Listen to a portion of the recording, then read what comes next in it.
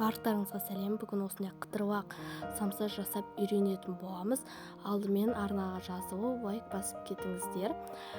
Бірінші біз осындай картошка 6 картишке ашып кубиктап тураймыз және үлкен бір пияз жұқалап турап аламыз. Содан кейін мен осы нұр самсадан қолданатын боламын. Осы нұр самсаның тестасын кесіп әдемілеп жайып шығамыз. Видеода көрсетілгендей қанша қалың болғанымен сонша қытырлап шығатын болады.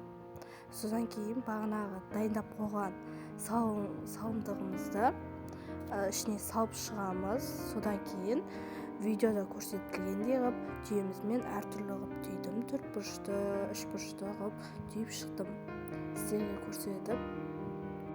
Түйіп біткеннен соң табаны қыздырып қоямыз біраз минутқа. Содан кейін оған дейін біз жұмыртқаның сарысын, ағын бөліп аламыз. Сарысын жағатын боламыз. Қызған тапаға астына май жағып, бағанағы самсаларды салатын боламыз. Содан кейін жұмыртқаны жағатын боламыз. Бағана сарысын бөліп алған жұмыртқамызды жағатын боламыз. Ал самсаның бетіне себетін макс немесе күнжіт болса, оны да сеуіп қойсаңыздар болады. Ал мен сепкен жоқпын.